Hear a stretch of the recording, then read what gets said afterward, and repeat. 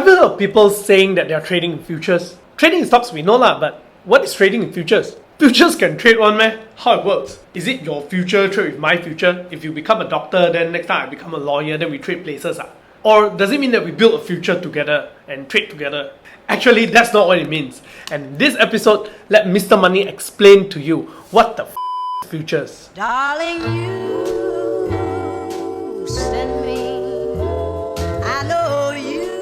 In our previous video, we explained the difference between investing and trading. Both are using money to make money, but essentially different. So if you haven't watched the previous video, do check it out first. The link is in the description below. To explain about futures trading, we need to first understand what a future contract is. Imagine now you're a yogurt manufacturer and you make yogurt to sell. To make yogurt, your main ingredient is milk, and you buy milk from a dairy farmer at 2 ringgit per litre. For each litre of milk, you can make 1 dozen of yogurt, and you sell 1 dozen of yogurt at 5 ringgit. You make 3 ringgit from each dozen of yogurt that you sell. Then chalat! Suddenly one day, due to some disease that struck the farm, half of the cows died. Then the supply of milk is lowered down by half. This pushed the price of milk higher to 4 ringgit per litre. And at this price, you can only make 1 ringgit from each dozen that you sell because the cost of your production has increased. This kind of price fluctuation is not good for business. So, as a smart businessman, you enter into a futures contract with the farmer. The contract states that you will buy a specific amount of milk at a specific price and to be delivered to you in a specific time. To understand this contract, there are a few terms that you need to get used to. The first, the specific amount of milk that's stated in the contract is called a contract size. And then, with this futures contract that's set with the farmer, you can buy a specific amount of milk at a predetermined price today in the future. And this predetermined price that's set today is called forward price. And the time for the milk to be delivered to you is called the expiry date. For example, the spot price for milk now is 2 ringgit per litre. Spot price means the market price. And both of you agree on a forward price of 2 ringgit and 10 cents per litre. Forward price means the price that you all are locking in today. And contract size. With a contract size of 1000 litres, this is a specific amount to be delivered at the contract expiry. With an expiry date of 6 months. This is the date for the milk to be delivered to you. If the spot price after 6 months become 4 ringgit per litre, then you untong lo. He were to sell 1000 litre of milk to you at the agreed forward price, which is 2 ringgit and 10 cents. But what if the spot price declined and now it's only 1 ringgit per litre? Then good for the farmer lo. He untung because you will still need to buy 1000 litre of milk at the agreed forward price, which is 2 ringgit and 10 cents per litre. Yes, he makes more profit, but you have the benefit of not needing to worry about the price fluctuation of the milk. And your cost is controlled, so you're free to focus on making your yogurt.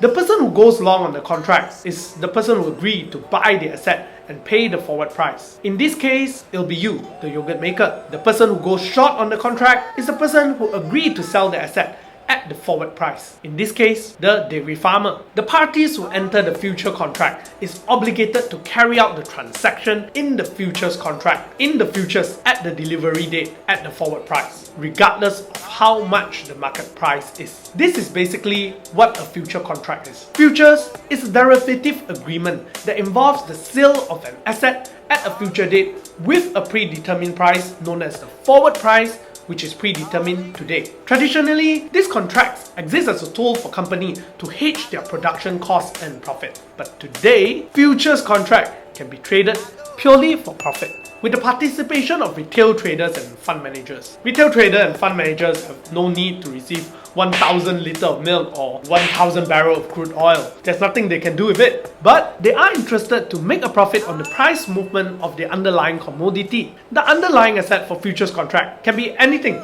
It can be commodity like crude oil, natural gas, palm oil, corn or wheat. It can be stock index like the S&P 500. It can be currency like British pound or euro, or even treasury bonds. So how traders can profit from trading futures contract? Let's take a look at an example. Let's say you believe that recession is coming next year, and investors will turn to gold investment as a safe haven, and this you believe will drive up the gold price. So you want to invest in gold today. However, you don't want to buy and sell physical gold. It is too dangerous and you have no space to store it. So you can choose to buy gold futures contract from the futures market. You check out the gold futures market and you find that the spot price today for gold is currently $1,500.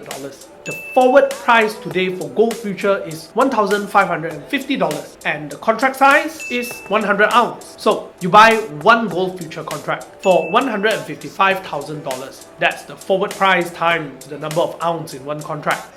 A few moments later. And then after 1 year, the spot price for gold increased to $1,700. With this, you will make $15,000. However, if the spot price declined to $1,400, you will lose $15,000. And that's how a retail trader or fund manager can profit from trading futures contract. Now, you know what futures trading is. So, why trade in futures? Why not just stick with the traditional investment like stocks or unit trusts? Well, there are some benefits associated with futures trading. First, futures trading offer a high leverage facility. Going back to the earlier example, if you want to buy 100 ounce of gold at spot price of $1,500, it would have cost you $150,000. That's a lot of money upfront. But if you buy gold futures contract, although it will cost $155,000 based on the forward price, but you don't need to put the cash upfront. You only need to put in a margin, typically around 10% of the contract value. So that's $15,500 upfront. Then with only $15,500, you are controlling $155,000 worth of gold. So to put it into perspective, if you invest 100 ounce of physical gold, it will cost you $150,000. Then, in a year time, if the spot price increased to $1,700 per ounce, you will make $20,000. But you made $20,000 with a capital of $150,000. In other words, you make around 13%. But if you buy gold futures, you are buying 100 ounce of gold with only $15,000 as a margin.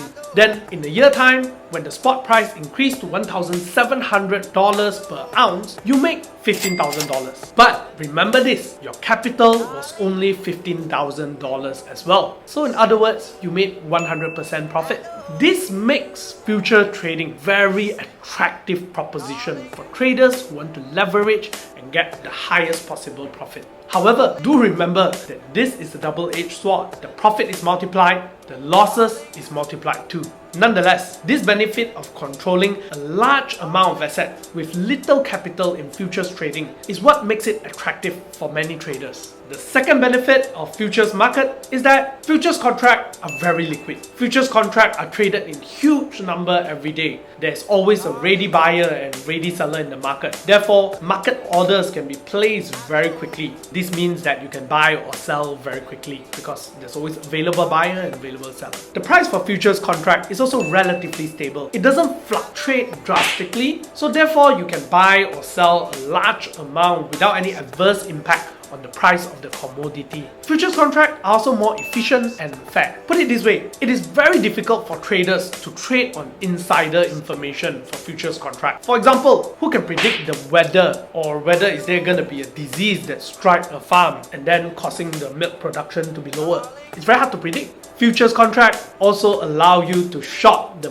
market, which is to sell. Unlike the stock market, you can only long, which is to buy the stock. To make money in stock trading, you have to buy it at lower price and then sell the stock at higher price, and then you make money. So usually you only make money when the stock is heading on an uptrend. But futures, you can make money by shorting the futures. You can make money by selling the future at a high price, then buy it back at a lower price. So you can profit even during a downtrend. This gives trader more opportunity to profit from the price movement of the futures. Finally, each future market only have one product. For example, in the FCPO market, there's only FCPO, which is future crude palm oil. For gold future market, there's only gold future. For Brent crude oil market, there's only Brent crude oil. Unlike stock, there's so many choices. Even if you think that construction sector will do well, it doesn't mean that all the construction company listed will do well. You still have to pick and select the right construction company. Then only you will make a profit from it. But in futures contract, if you think gold price will go up, there's only one choice, only one goal. So if it goes up, it goes up. So this saves you a lot of time and effort to study the individual stock listed. You only need to study the market and the commodity that you're investing in. Now you know what the hell futures is. Next time, when your friends talk about future trading, you won't have to worry that you will sound noob. You can tell them you know your shit too.